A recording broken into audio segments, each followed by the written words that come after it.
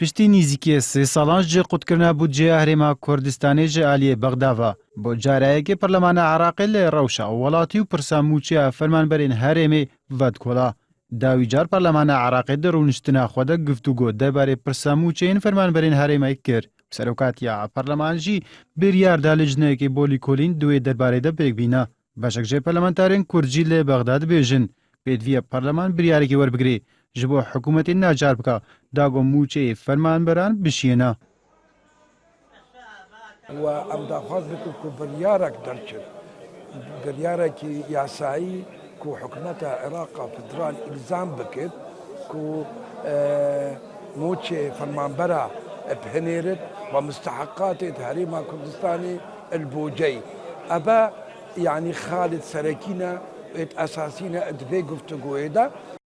لێگۆری گوتنا پەرلەمانتاران لیژنەیە پەرلەمانە عراقی جێ چەند ئەندامên پەرلەمان پێکتێت و یەکژێ ئەندامên دەستەیە سەرۆکاتیا پەرلەمان سەرۆکاتیا لیژنەیە دکا و ji bo heyama mehekê lîkolînan lê rewşa mûçeyên fermanberên herêmê dika û piştre raporta xwe ji bo serokatiya pەرلەمان bilind dika û pêdiviye ew raport çareseriyê lê xwe bigira. دوایەوەی کە بێئومێد بووین لەوەی کە پەرلەمانی کوردستان جارێکی کە بە خێرایی چالاکە ئەبێتەوە بە ناچاری هەوڵماندا ئەم پرسە کە پرسی موچەی فەرمانبەرانەوە بتانەزانن کە چیتر خەڵکی کوردستان توانای تەحملکردنی بێ موچەی نەماوە هەوڵماندا کە بهێنینە ناو پەرلەمانی ئیتیحادیەوە و ئەمڕۆ لە بڕگەی چوارە دوایەوەی کە ڕۆژی پێنجشەممە واژۆمان کۆ کردبووە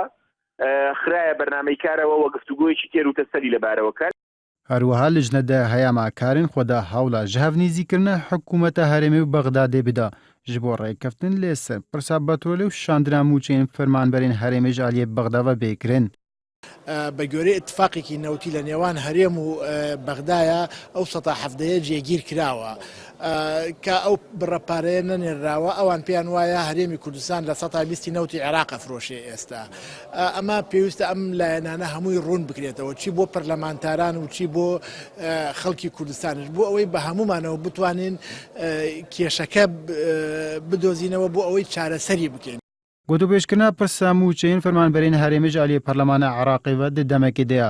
got di heyama 2 salên derbas bûyî de û lê gorî rêkeftina betrolî ya di navbera Hewlêr û Bexdada ji sedî hevde behra herêmê ji projeya budceya giştî Iraqê hatiye diyarîkirin lê bi sedema babend nebûna Hewlêr û Bexda bi rêkeftinê budceya herêmê nehat şandin û bi sedema wê jî موچeyên fermanberên herêmê ji bilî rêjek jê tê paşxistin lê hîna jî di dema xwe de nayê dabeşkirin ev jî bûye cihên nerazîbûna xelkê.